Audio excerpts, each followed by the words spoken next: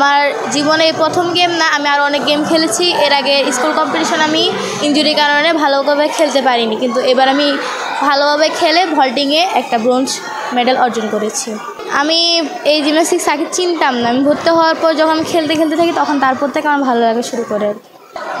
আমি জিমন্যাস্ট হিসাবে আমি একজন আন্তর্জাতিক মানের ভালো একটা খেলোয়াড় হিসেবে দেখতে চাই।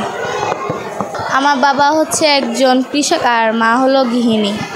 আমি ভবিষ্যতে খেলাধুলার পাশাপাশি ভালোভাবে পড়ালেখা করে একটা ভালো জব করতে চাই। এর মাধ্যমে আমার ফ্যামিলিকে হেল্প করতে চাই। আগ্রহ, তারপর মনোবলটা বেশি থাকা দরকার, আর ভয়টা যেন সবার না থাকে।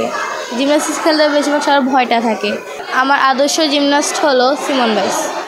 আমার মনে হয় আসলে উন্নত হবে, আরও অনেক ভালো, মানে আমি যদি চেষ্টা করি আরও অনেক ভালো হবে খেলাধুলাটা।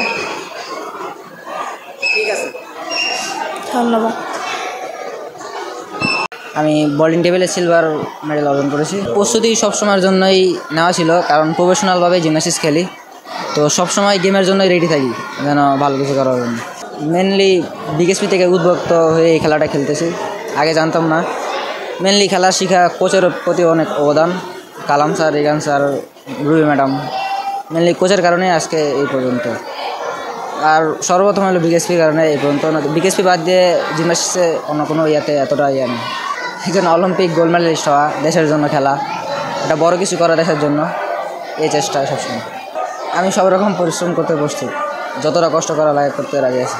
অনেকটাই চেঞ্জ আসছে, আগে যেরকম মানে নিজের চলাফেরার প্রতি একটা অন্যরকম ছিল, তো খেলাধুলা করতেছি, এখন পড়াশোনা করতেছি, বড় হচ্ছে একটা অন্যরকম একটা নিজের ভিতরে যে জীবনে কিছু করতে হবে, উল্টাপাল্টা করলে হবে না, মানে বড় কিছু করতে হবে। জিমন্যাস্টিক্স যেহেতু প্রফেশনাল খেলতেছি, তাই বড় কিছু করার একটা চেষ্টা, দেশের হয়ে কিছু করতে পারে।